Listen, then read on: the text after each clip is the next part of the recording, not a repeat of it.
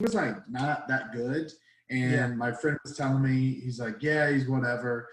He's around. He's kind of crazy, you know, like every scene has that. And then I went to his Instagram, fucking 16,000 followers. And I was like, what am I missing here? And then I went through his posts and he bought followers. So he had he had like 16.3 thousand followers. And then you go to a post and the way you tell is like his most recent post, 4 likes. Yeah. You know? That means there's no engagement whatsoever. Yeah, there's no engagement. It was nuts. I was like, oh, it blew my mind. I was like, oh, people actually do this. And then I was like, I kind of want to do this, you know? Yeah. I think they buy a little program that adds all these bots, and then you like fuck around with the organic followers and the bots. You start a bunch of following and unfollowing. It's really deceiving and kind of scummy. It's not. Yeah. Yeah, I mean, what I've found is honestly is that when it comes to advertisers in regards to my podcast and all the social media content, because I manage some social media accounts and stuff like that, is that I put absolutely no work into my own personal stuff, but them I put a lot of work into. That makes sense. Yeah, it's so weird because the thing is, and then I forget. And then people were like, well, you know, you should be doing all of this for your own personal Instagrams and stuff. And I'm like, I just don't have the time. I don't have the time because I'm spending it all on the professional stuff. But it's the advertisers care about the engagement. They care more about the engagement than the number of followers, because that tells them what their ROI is going to be on their investment of putting an ad on your page. So if you have that click-through rate, you know? Exactly. So if you have, let's say, 32,000 followers, right? But every time you post, you have like 5,000 views. Like that's a huge return right there. That means that those people that are your followers are actually engaged followers and they're actually paying attention to your content. So, cause like I know people with like 154K followers and it's like, 2,500 likes. I'm like, that means that no one's watching your stuff. Like if those were actual real followers, like you'd really be getting the thing. And then another thing I've learned too is that, and it's not as much now because things are kind of a little bit more savvy. So people used to buy accounts that had already built a following and then rename it and rebrand it. Yeah, no, I'm not joking. People pay like 10 grand for like an account that already has like 400,000 followers and then just rebrand it their company. My inner nerd's coming out because that's what I used to play the World of Warcraft, and you just build characters to their highest levels and then sell them. And you can sell them. Yep. And that's basically what would happen is, so a lot of times when a company would go bankrupt or they would pivot and they would change their logo or whatever, and so they had a no social media because they merged with another company, they would sell off their old account to buyers. And then that company would rebrand the content. Now, it has to be in a similar vein. Otherwise, it's not going to work. Like, you can't buy Nestle's account, and they're going to be like, I cared about cookies. Like, I don't know why I'm seeing all this about, like, comedy. Like, this isn't what I wanted or whatever, So it's got to be in the same world, but that has worked for people.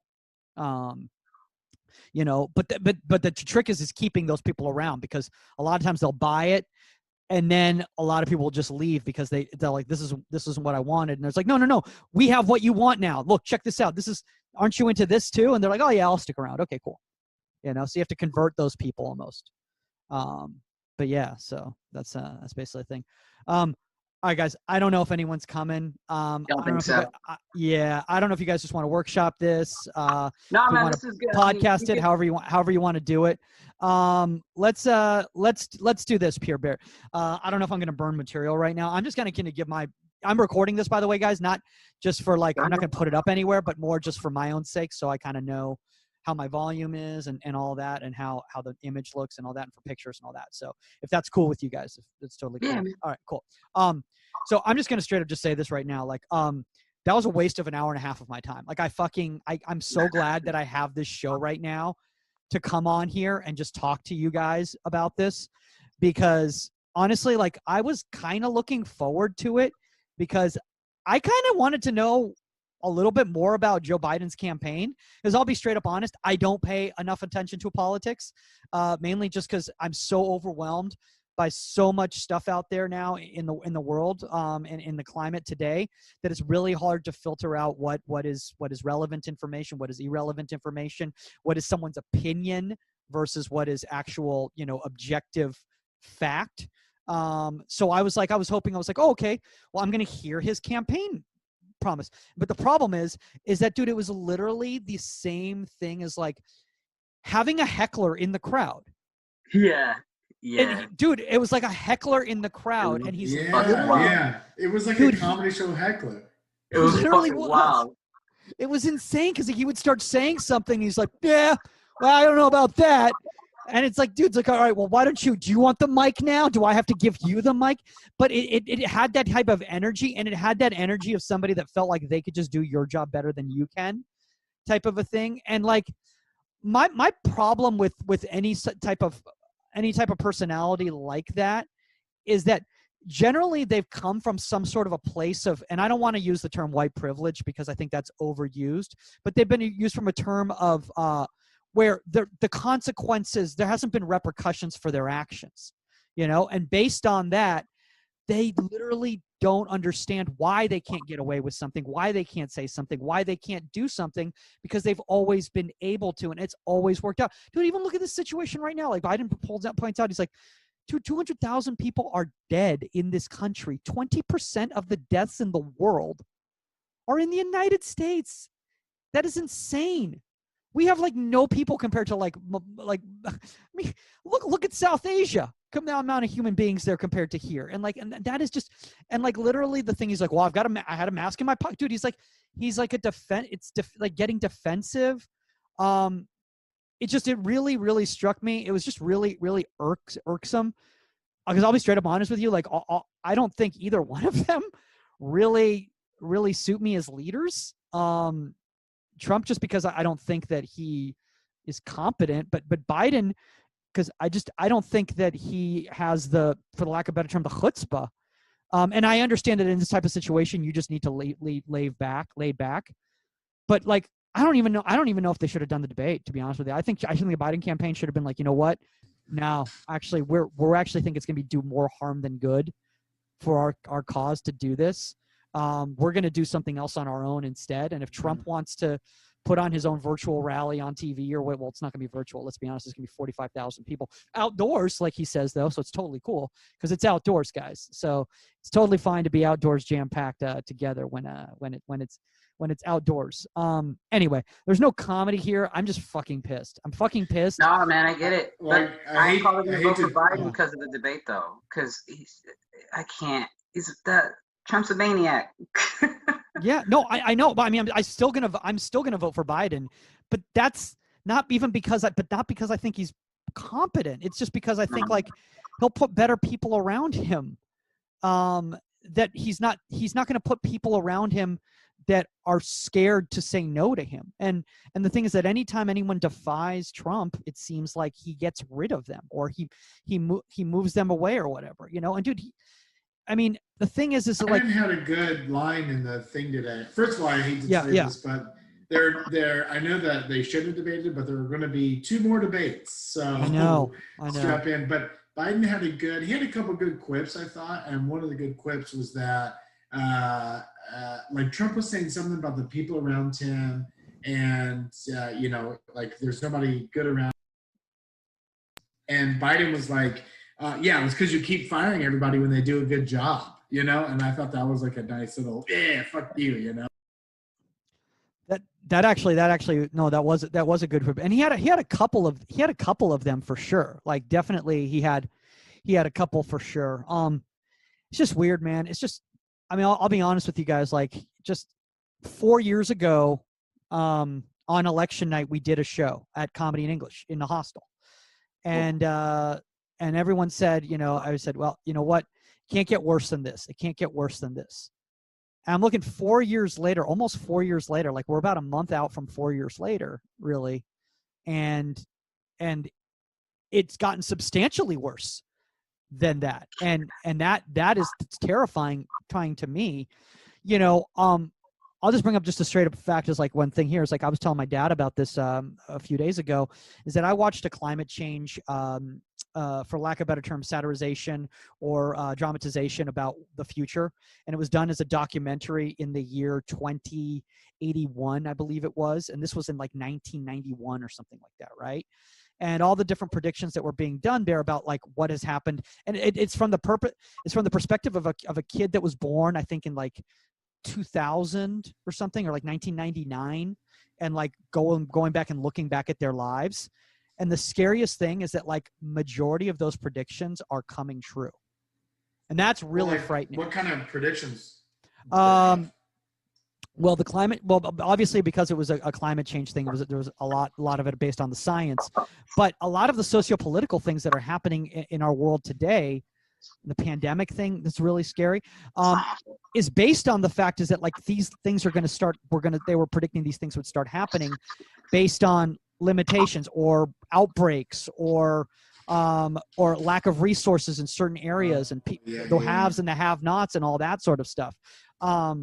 But then like when I start hearing about like the New York like city, like they're building those seawalls in order to keep like from the oceans rising from the overflooding the city they predicted in the 2020s that's when that would start happening. It's like, okay, they're gonna have to start building these walls to keep from the sea levels rising and stuff like that. And again, I watched this in 1991 when I'm a kid. And I'm just like, I'm looking at this like sci-fi, right? And you know how terrifying it is to see something that was like produced like kind of like low budge in like the early 90s with that, and I wish I could find it again. And I'm really curious to see how close it is to what we're living today. And I don't want to put everything on a downer here, guys. It's just like, you know, it was just making me think. And while we have this moment right now, and then I have you guys here, I figured I would just rant on this. All right. I'll do a couple bits before I let Jordan or whoever wants to workshop first come up here. I'll talk about this here. So I don't know if you know this here, but I was actually not born in this country. I was born in Venezuela, and I moved to the United States when I was about 8 years old. And when I moved to the United States, you know, I didn't know much about the United States or anything like that, other than my dad was American. When I went to school, you know, somebody asked me, they said, hey, you know, where are you from? I said, I'm from Caracas, Venezuela. And the person said to me, I've never been to Mexico. Yeah.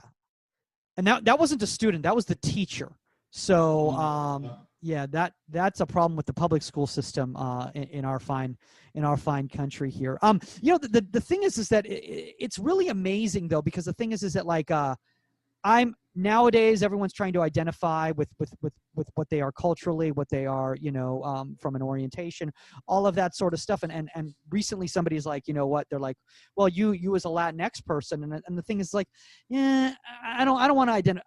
I don't want to do that. I don't want to do that because I feel like if I start identifying myself as Latinx, it's like the equivalent of somebody saying that they're a Lakers fan after watching them play in the bubble. Like, I mean, like, come on, like, you know, like, have you been there from the beginning? Have you been there from the struggle? No, because pretty sure, like, up until like the late 90s, like, I considered myself a Jewish kid from the suburbs. So I don't want to start going in that direction. And you know, the thing is we always complain, obviously, in this country about, you know, our problems. And yes, you know, we obviously have some problems, as I've also been speaking about here. But what really puts things in perspective is when I talk to my cousins outside of the country. And, you know, like if I was talking to like my uncle Pepe, right? And I'd be like, oh, like, you know, who's in Venezuela, and being like, yeah, you know, this debate today was an absolute disaster. I mean, like one debater, like one of the candidates, like was over talking over the other one. And, you know, like one refuses to wear a mask, and then the other one wears a mask too often, you know, and it makes it really difficult because when I go into a store, I can't bring my own bag anymore. Like I have to use their bags because they're worried about it being sanitized. He's like, yeah, that sounds unfortunate. I waited an hour and a half in line for toilet paper today in Caracas. And the only reason I was able to get farther in line is because a militia member lit another person on fire in the front of the line. So we got to move up a little bit higher. So what I'm trying to say is that obviously our situation is not as bad as in some other places in the world. The irony about that is that technology is great because like my cousins from Chile who live in Chile came on to watch the show. Like this show right here. And that's just amazing to me. That's just amazing to me, is that like, this is their escape, guys. This is their equivalent of like getting entertainment, is to like hop on this and watch this. So we're doing a good service. We're doing a good service to humanity right there. All right, I'll bring up a couple more things, and then I'll bring up your first comedian to the evening. My mom. So my mom basically during the pandemic, she's an art teacher, right, in Las Vegas, and she told me that when the pandemic started, that she was very afraid to take payment from her students, because she was afraid that, you know, she would catch COVID from the payment. So she told me, she's like, Michael, she's like, no longer. I am no longer taking credit cards. From now on, I am only taking cash from students. And I'm like, Mom, so you're telling me that you're only taking cash that has been circulating through Las Vegas instead of a credit card because you're concerned about getting COVID? Pretty sure that cash has more diseases than just COVID on it. So I think that's the least of your concerns there. She's been very, very mindful of the whole situation. During her birthday, she posted a picture with somebody, and she posted, and she said, so nice that I got this birthday cake for my birthday. And it was her with a Postmates bag, you know, and a lady with her, like, you know, holding her like with a thumbs up. And they both were wearing masks, and they were both very socially distant. I was like, Mom, that is so sweet that one of your friends was willing to come all the way out to you and bring you a cake on your birthday, even though we were in the middle of this lockdown. And she goes, oh no, Michael, that was not my friend. That was the Postmates lady.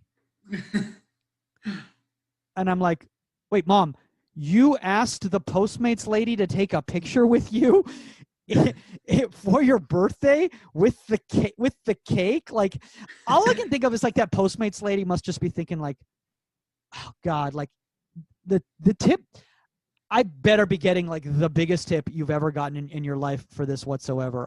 Again, there's not an ending there. I just need to figure out where to go with that, because there's something hilarious about the fact that my mom is how scared was that woman? She's like, I don't know, this woman's crazy, clearly. Like, this woman's not of her right mind. I should probably take this picture with her. Or was Postmates telling her, like, if you're supposed to oblige for hospitality's sake? Like, if an Uber driver, like, if you want to take a selfie with an Uber driver, like, are they supposed to oblige to that? Has anyone ever done that before? And I'm asking you like it's a podcast now, guys.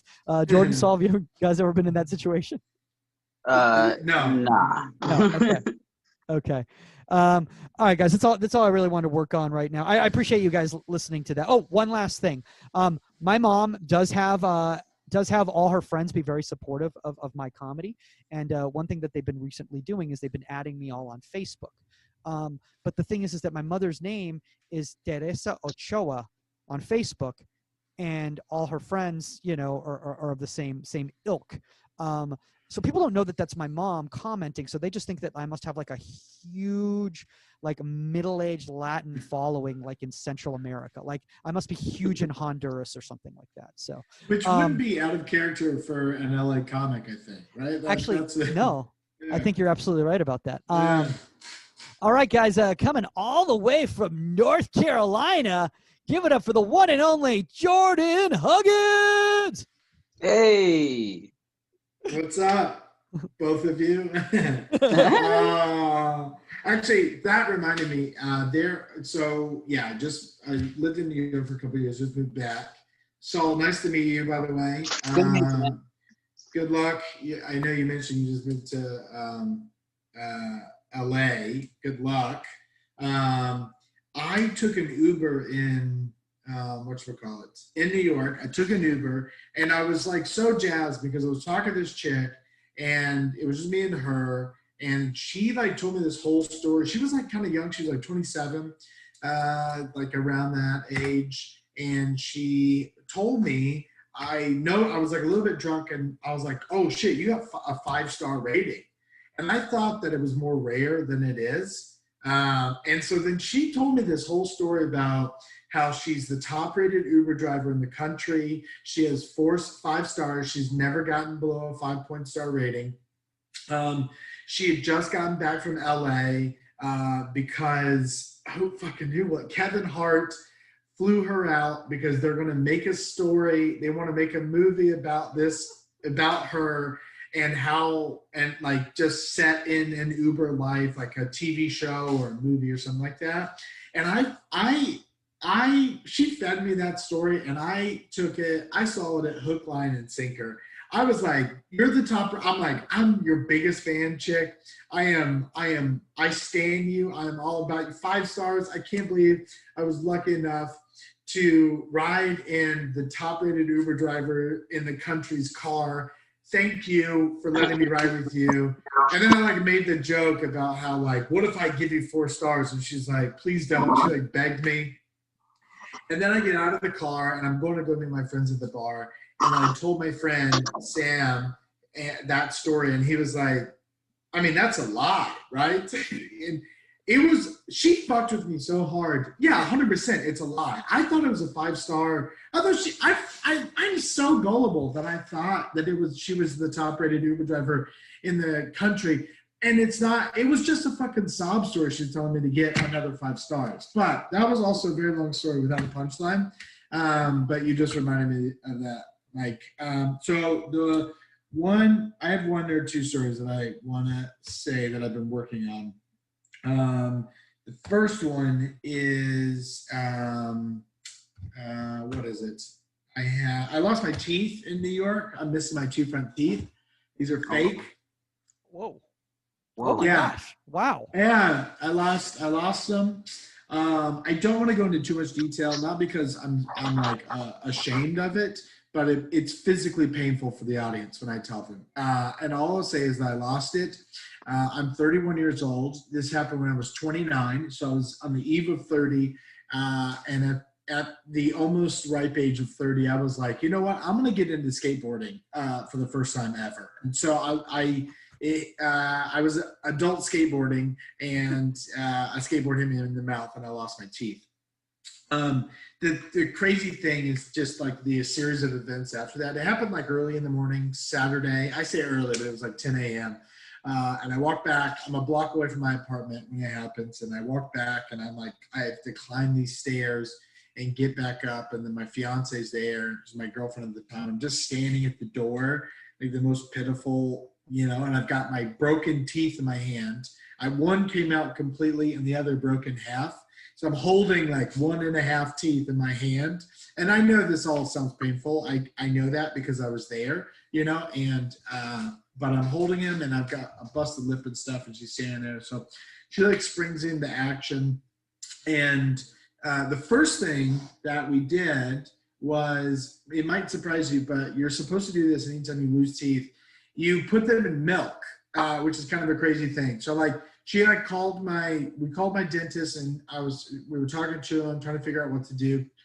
My dentist at the time, I'm gonna be honest, he's a real piece of shit. Dr. Elliot Ostro. I don't go back to him. I'm gonna name him so that nobody else goes back to him. He's in Midtown Manhattan, right on 60th Street, at the bottom of Central Park. If I knew his address and his social security number, I would give it to you. He is a terrible dentist. He's Jewish. That is unrelated to how shitty of a dentist he is. I'm bringing it up because this happened on Saturday, which is the Sabbath, and he was not working, and he was out on Long Island, several hours away. So I had to go to like his brother friend dentist, it wasn't actually his brother, but it was like part of the dentist network. So the first thing he tells me to do is he's like, there's a chance we can save the teeth. You can put them in a cup with milk. And so we do that, and it's already super weird, And then we call an Uber.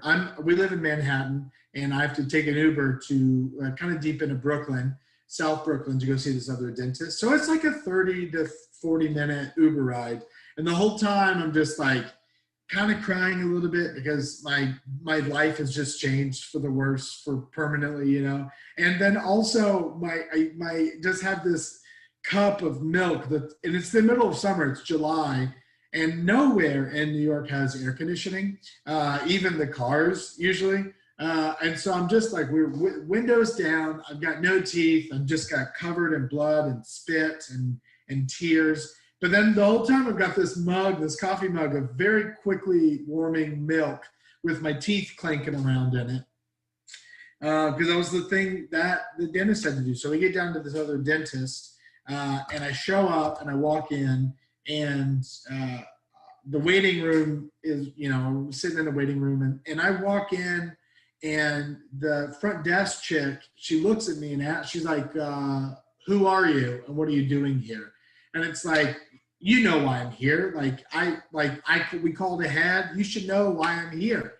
And then I'm like, she's like, what brings you in today? And I just smiled, and I was like missing my teeth, and she was like, oh, okay. It's like she never, I feel like I spoke to her on the phone and she never heard anything. And then I'm standing there and I'm holding the cup of milk, and I thought that this is going to be a thing where like it comes up, they address it, like I get there, they know I'm coming, I get there, I walk in, and she's like, okay, you're Jordan, I know that you're here, you're missing your two front teeth, did you bring the teeth? Okay, is that them in the milk? Good, you did the milk trick. I thought that's how it was going to go. None of that happened. I walked in, she's like, what are you doing here? Like, she wasn't expecting me. And then there's a moment, the moment that I thought that she was going to address the teeth never comes. And so then I'm standing here and I'm just like, I'm like waiting for the dentist to take me back. I'm like, here's my teeth. And she's like, wait, what is that? And what is that milk? And I'm like, it's my teeth. And she looks at me and looks at the cup like she's never seen teeth before. It pissed me off so bad. I'm like, it's the teeth. I was like, don't put this on me. I know this is a weird thing, but one of you told me what to do. This is your thing. You're the teeth people, like I got my teeth, I'm missing them. They're not in my face anymore. Now I brought them to you and I packaged them. Okay. This is what I want you to do. And so they eventually took the teeth. The dentist comes out, he takes me to the back. The whole time I'm holding on to the cup, he sits me down to the chair, he leans me back, and I thought the whole point of the teeth and the milk, again, was to save the teeth because he was going to put them back in my mouth. The hole is still there in my gums, and it's painful, I know, because it happened to me and I was there, but you can put them back in up to a couple of hours after you lose your teeth. And so I'm in the chair, and then the dentist doesn't do anything. I don't even know if I went to a dentist, to be totally honest with you guys. I'm like in the chair, I'm holding on to the cup. There's a moment where he lays me back and I can't hold the cup effectively anymore. And I'm like, can you hold this for me? I literally give it to him, and he's like, he looks at it and he's like, ooh, gross. And he like puts it on the side. And he does it. I feel like he cleans my teeth a little bit, which is totally unnecessary. And then I left, and that was it. And like he didn't do anything. And then so I fast forward. I'm hungry. It's like 2 p.m. Haven't eaten all morning. Me and my fiance, we go to this Mexican restaurant just down the street. We're sitting. It's a tiny place, like everywhere in New York. Sitting in the front. And we just ordered, and I'm sitting down, I'm drinking some water, and then my dentist calls back, and he's like, hey, man, so did he put him back in? And I'm like, no. What? Was he supposed to? And he's like, yeah, that's why we had the milk. And I'm like, thank you. Yes, I knew we had the milk for something. And he was like, okay, well, if he didn't put it back in, Jordan, I need you're going to have to put your teeth back in. And there's a beat. And I'm like, that sounds extremely painful. And he just takes a second, and it's total silence. And he's like, yeah, it's going to be pretty painful. Like, no preparation or anything like that. And so I had to do that. I had to walk to this tiny ass bathroom in this tiny ass Mexican restaurant in deep Brooklyn. And, it's like it's like a bath, it's so tiny. And I'm leaning over the sink, and I'm like, trying to like work my adrenaline up. And then I eventually take the tooth that came out whole is the only one I need to put back in. I take it and I push it back in, and he'd given me some directions. He's like, look, you're going to have to put it in. You're going to, your gums probably have developed a blood clot at this point. And so you're going to have to push past that. I just realized I'll never be able to make this a funny joke. It's too gruesome. And he's like, there's going to be a blood clot, and you're going to have to push through it. And And I mean, he may be a terrible dentist, but he can give some directions because everything he said came true. I pushed, felt some resistance, kept pushing. So a little bit of blood came out, pushed through it. And I'm like crying again. I walk out of the bathroom and God bless her, my fiance had 2 shots of tequila ready for us. And then I eventually went to go see my dentist on Monday. But that's the story of how I lost my teeth. And I think that's all I wanted to talk about. I know it's a lot. Wow. No, man, dude, wow. Yeah. That's insane. I mean, dude, Yeah. all I was picturing like that whole time was like, I was like, this is literally like Walking Dead level type medical care. Like this is what I'm really picturing. Funny. Yeah. Like if things really fell apart past the pandemic, like if they never found if something happened, dude, because like here's my fear with the vaccine is they rush this shit, they give it to everybody, and then 6 months later we're all zombies. Like that's what's happening. Oh yeah. Like some sort of mutation happened, they didn't figure it out, they rushed the whole thing there. And that would really mainly happen if one administration came to power. I feel it is like Walking Dead level. It also feels like, looking back on the story and when I tell it, it feels like every bit of advice I got was from a 16-year-old that wants to be a dentist, you know?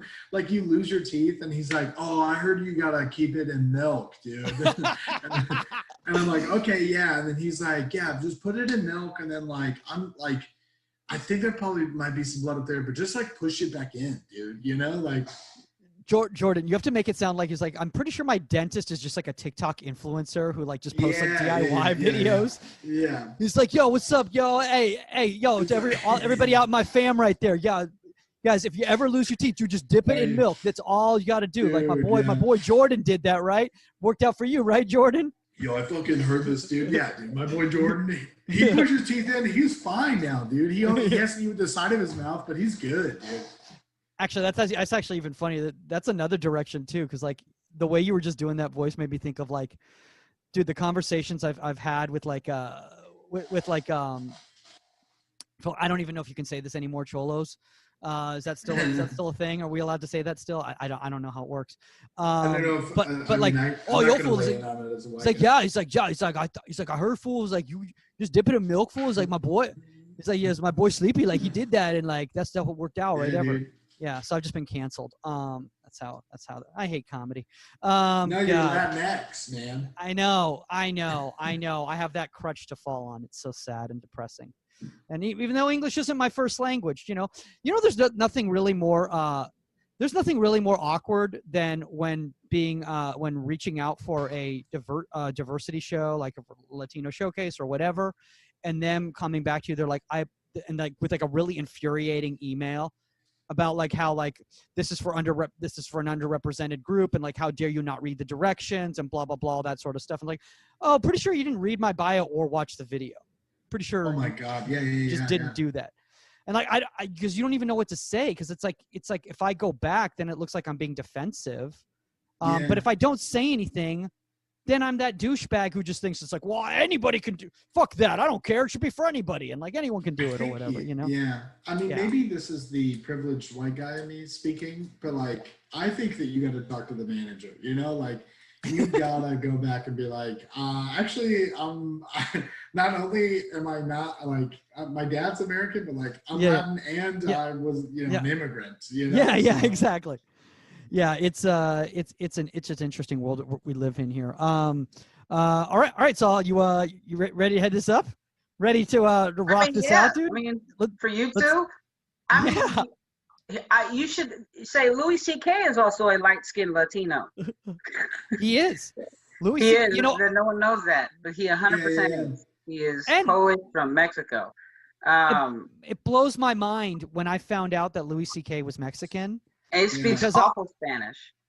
But he didn't even like but he's the same as me. Like he came over as a little kid and like didn't speak English. And like he just assimilated completely, because like my whole thing is like I was basically like like the most like self-loathing Latino at like 8 years old. I'm just like, I want to be like all the other kids, and like I refuse to speak Spanish. Like I would only speak English because I thought like because all the other kids would say weird things, make fun of Latins and stuff like that. And I'm like, oh, I want to be like these kids, dude. It'd be like a Jewish kid who's like moves into like a white supremacist neighborhood, and he's like, oh yeah, I want to be just like these guys. So clearly had some issues at 8 years old. That's what I'm trying to tell you people there. I don't know. Yeah, you were talking about getting canceled. I don't know. Like I got a lot of cancelable material. Not like in that sense, but like I don't know, because I don't care about people's pronouns, mainly because I got called a lady 4 times last week to my face, and I didn't correct anybody. I just let it happen. I just left that out in the ether. All right, we were doing very lesbian shit. We were at an aquarium inside of a casino, but if I come out as a straight man to that photographer when he goes, "Smile, ladies," to me and my wife, then it's just, I'm a stoner in the way. But if I just let him think I'm a woman, then we're the alphas of that aquarium. So this is fun because I've done shows for people, like if there would have been people here, I've done shows at comedy clubs for just Swedish people, bombing completely. But they're smiling, and that's to get smiles but not laughs is very confusing, which is what I was imagining here. Like, we're just gonna smile to be nice, but we don't know what you're saying. You guys, I got a couple things I want to work on. Definitely want to talk about. I guess the debate is fine. Like half my family are legal aliens, so there's no way I could fucking. I'm not voting for Trump. That's awful. There's no way I'm not doing that. And I don't know. This pandemic's made like my friends crazy. Like half of them are like on OnlyFans, and if you don't know what that is, that's where 4s and 5s decide that we want to see their genitalia for money. Then it's not like famous 4s and it's like your cousin, and they always make the relationship weird. That's all. And then the other side is conspiracy theorists, like people I've known for like 15 years who are just like, I'm a flat earther. Like if I'd have known this a long time ago, we would not be friends, but we've had too many beers together, so we're fine. And I think that I'm a centerist in those. Like I'm not gonna show my penis for money because there's no market for that, or even worse, there's a market for that. And on the other side, I'm never gonna be I have a buddy who puts duct tape over his webcam because he thinks the government's always watching. I'm never gonna do that. The government, what are they gonna? They're gonna look at me buy Amazon stuff. They're gonna look at me look at porn. Fucking good luck, man. Good luck. Good luck with that. And don't think I'm not a showman, because if the government's watching me look at porn, I'm gonna break the 4th wall every now and then. It'll start off regular, but then I'm gonna look into that camera like, you like that, big brother? Yeah. These are weird jokes that I'm gonna continue to do. I have sympathy for the homeless because my dad told me to always have sympathy for the homeless. He would pay a white guy who was an alcoholic a 6-pack of beer to fix the carburetor on his Ford Taurus. And to have that kind of power as an illegal alien over someone who has a green card, I mean, I was just proud of my dad. And now I just have straight up sympathy because everyone complains about the homeless in Los Angeles, San Francisco, all these people, but they never have, they like to complain, but they never have anything to, like they complain about the tents. Like, I don't like the tents. I don't like how they look. I'll let you know right now, I like those tents, all right? Those tents are good, all right? Because all those tents do, think about it, is to block your eyes from nefarious shit happening under tents. You take the tent out of the equation, it's some guy getting his dick sucked while heroin is going into his neck, and I don't want to see that. I don't want to see a poison in, poison out, okay? I don't want to see a hobodialysis. I'm trying to get home from my coffee shop gig, okay? That's it. I got married 3 weeks ago in Las Vegas during a pandemic. And a lot of people like to brag about, thanks. They like to brag about their weddings, man. A lot of people like to brag about them. Like, I got married at this ballroom, or I had this DJ. Well, 2 people died at my wedding. How about that, huh? I sent out invitations as a joke, all right? As a joke. No one's going to come. Everyone came. Everyone came with, I feel like, the intention to use me and my wife as a scapegoat. I was like, Thea, why do you have you're going to the pool with a margarita in your hand. You have high blood pressure. All right. But then if they get sick, it's our fault. But all right, that's fine. It's not good to be in Las Vegas during a pandemic because that's where that's a giant hotel room that people don't care about. The whole city. When we left, we checked out. Someone took a shit in the hallway. We found in the Excalibur, there was a giant shit on the carpet. My wife was like, "It could be a dog." I said, "There's no way that's a dog." It wasn't even in the corner. Like, it was like, "I'm drunk. This is where I'm gonna shit." There was an emotional decision was made that day. It just didn't feel animalistic. What else do I want to work on? Oh yeah. Homophobic dudes, they fucking make me smile. The amount of silliness that comes out of who they are. Like, I was at the mall in that way, and this husband, the wife was asking the husband to can you hold my purse? And he didn't hold it regular. He held it out like a bag of snakes, like really far away from him. Like, as if it was gonna go around his shoulder, he was gay. Who can't put it around your shoulder? You feel powerful. You feel like a Murphy Brown bitch. You feel good. You feel strong. You have that Ruth Gator Binks that gives a shit. There's nothing else I really want to work on, dude. This is fun though. Either way, talking to you two. Yeah. I mean, look, I just right now just got just saw on my thing. Is that it? Soul Trujillo, everybody. Hey! Yeah, I have Hey! stuff, but it's stuff I want to. By the way, living rooms and rooftops. So is that's a Nintendo shirt? Is that an old school NES controller you got going on right there? That's the first system I ever bought. It's like where I was conscious enough to remember how to play video games. Yeah. Yeah. Did you guys, Jordan, did you watch this too? Did you watch Game Over? Or High Score, sorry, the new Netflix doc? Yeah, I did. Oh no, what was it about? Dude, it's about video games. It's about basically the console wars, everything. It went from the late 60s with Space Wars at MIT all the way into PlayStation, and it didn't hit Xbox though. It didn't hit Xbox. Even like the side stories of like dudes tweaking the arcade games to make them better. That was cool too. Dude, that was crazy because I never even knew that. I didn't even know. I didn't know you could do that either. I didn't know. I actually, the funniest thing about the whole thing is that the whole Miss Pac-Man thing. Yeah. Was, I mean, it was just hilarious to me because it was like, okay, so what we're gonna do basically is we're going to use the exact same game code, and we're just gonna put a bow on her and some lipstick. 100%. I thought they were the same company. They're not. Dude, they were. No, they're not. They're totally different. Jordan, it was the equivalent of like a knockoff, like in downtown LA when you're like the fashion district and it's like a knockoff shirt or whatever. They were like a knockoff video game. It's exactly what. Imagine Pepsi, Lady Pepsi. Yeah. It's the same thing though. Oh, Mr. Coke. Well, I guess it's like Dr. Pibb, Dr. Pepper, Dr. Thunder, like all of those. Yes. My favorite thing though was when they were trying to spin Pepsi, Lady Pepsi. They were trying to spin it on the documentary as like this is like the first female empowering like character in a video game, like, and supposed to like a damsel in distress, like she's the one in control. I'm like, pretty sure this is just Pac-Man and drag. Like, pretty sure that's all this was whatsoever. Yeah. Yeah, it's literally the Caitlyn Jenner of video games. Yeah, I mean, unless you want to just say like, Midway was like extremely progressive, and they were just like, well, this is gonna be the first trans character, like in video games, and like we're gonna go that direction and like showcase to all the kids out there that it doesn't matter whether, because it was never really. Did Miss Pac-Man ever identify as a man or a woman? No, so she could have been fluid. She could have been fluid. They could have been fluid. They could have been fluid is what I'm trying to say. They could have been. But no, Jordan, it's totally worth watching. There's a whole thing on the fighting games on Street Fighter 2, which was just like, that was my wheelhouse right there, because it was like, I remember like going to the 7-Eleven and like watching kids like play.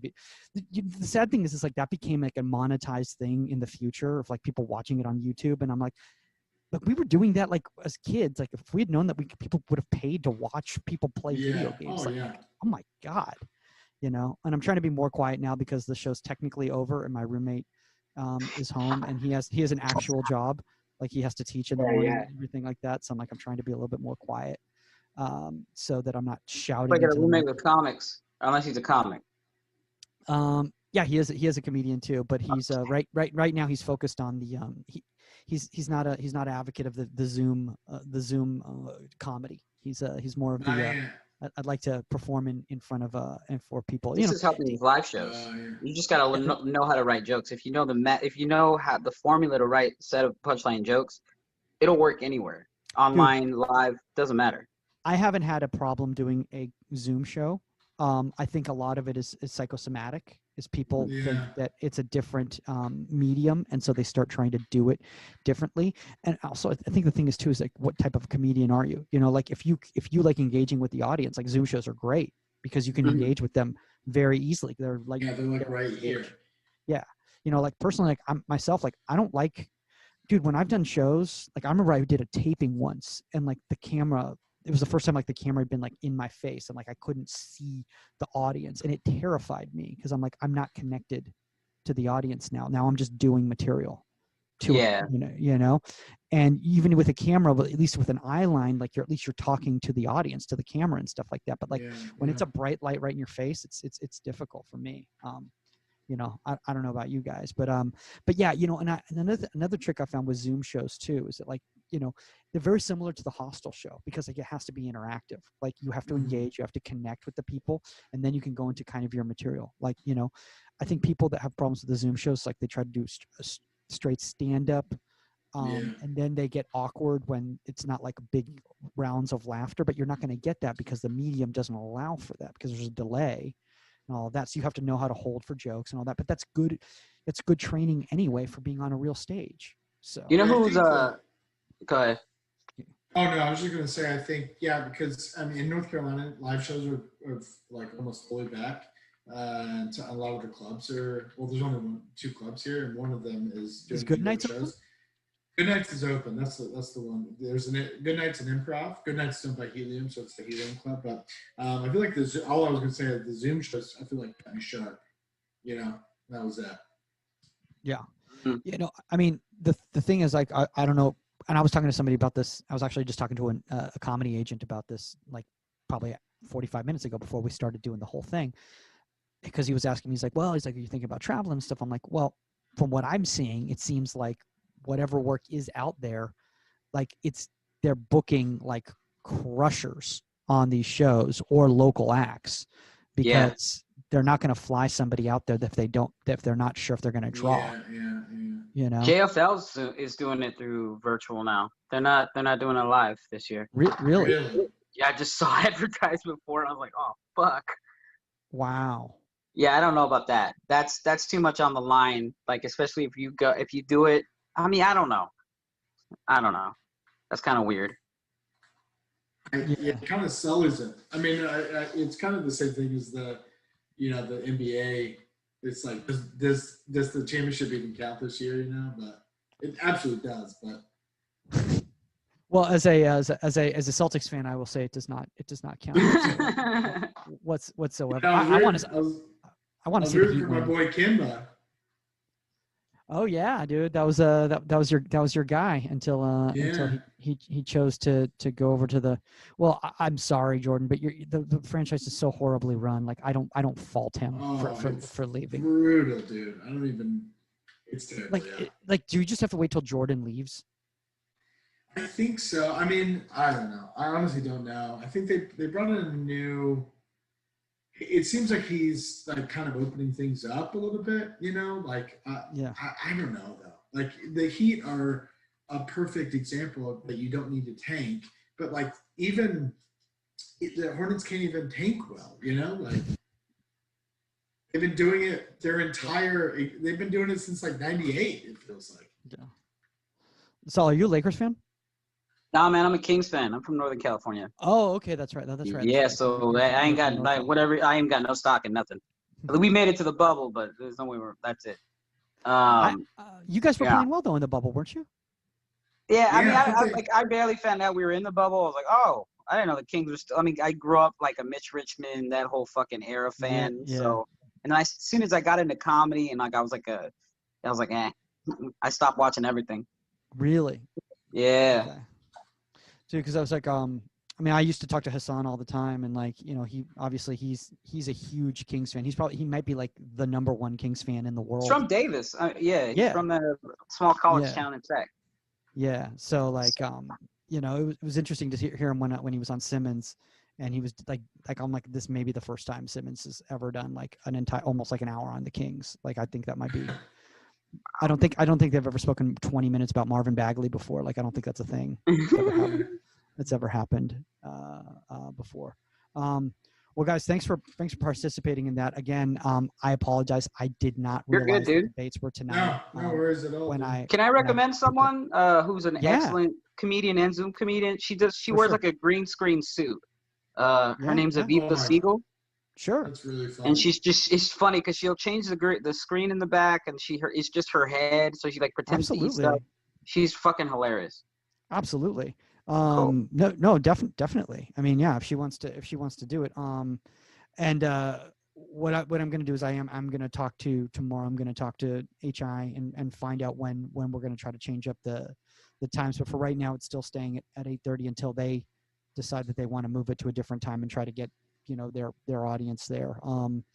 Again, like we had people signed up for tonight. It's just like, I think the debates just got people riled up. Yeah, it was a little wild tonight. The debates were a little crazy. Yeah. So. All right, man. Well, thanks. I had fun either way. Yeah. Yeah, me too. Yeah. So good to meet you, man. And good to meet you too, Jordan. So much, dude. Yeah. I'll see you guys out here. Jordan, I appreciate everything you did during the pandemic, by the way, man. With all your IG shows and all that stuff too. So. Oh yeah, I mean, I haven't done that. Like, that means a lot. I dropped them pretty quickly. I think I was done by like April because everybody else was doing them, and it takes a lot. So I appreciate it does. you doing this. Yeah. No, it takes a lot of work, dude. But honestly, it was really good for me because I was sick at the time. So it really gave me an outlet to actually talk to people because I was basically in isolation. So that made it nice to actually have some human interaction, and I wasn't doing my podcast at the time and all that. So not to end on a down note. So no, you're good. Yeah. All right, guys. Talk to you later. Later, guys. Bye.